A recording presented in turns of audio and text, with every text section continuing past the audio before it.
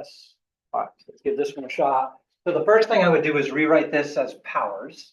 So I would say my f of x is 5 times x to the negative 3 minus 8 times x to the negative 6. So now I can use our antiderivative power rule on that. So for my capital f of x function, the 5 sticks around. I have to increase that power by 1, so that's going to be a negative 2, and then I divide by the negative 2.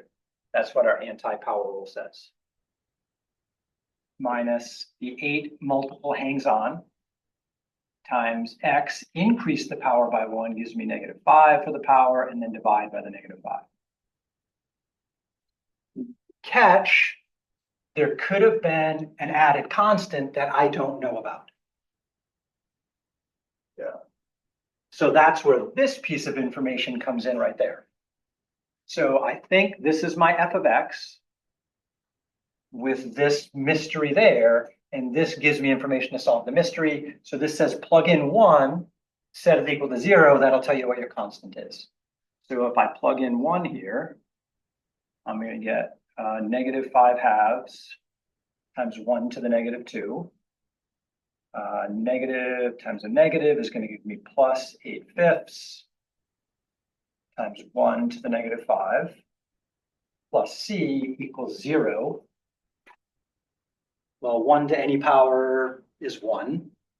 So that means I have negative 5 halves plus 8 fifths plus c is 0.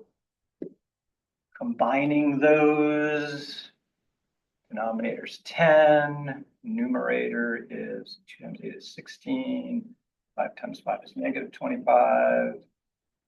Negative 25 and 16 is negative 9.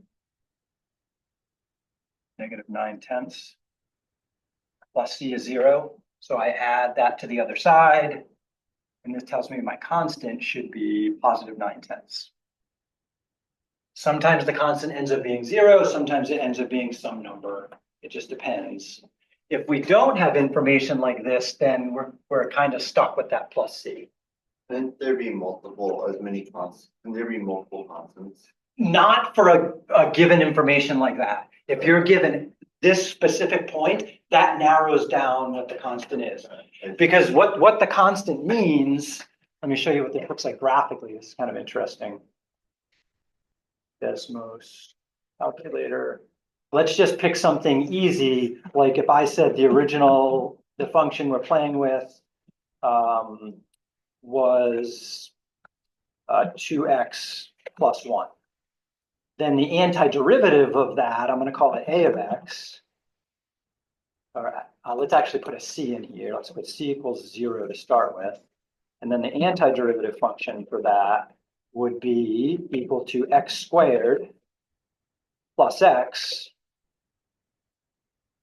plus some constant.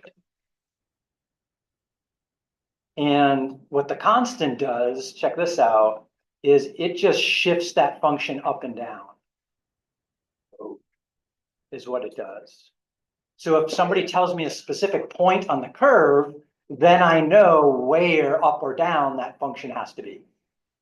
It narrows it down very specifically. So there won't be options for the constant. Yeah. If we have a point, we can say what the constant has to be. Yeah, so somebody have said, the point was 2, 4. I can use that to then figure out which constant gives me the point 2, 4. And the way we do that is like I did here, we plug in the x value, set it equal to the y value, and solve for the constant.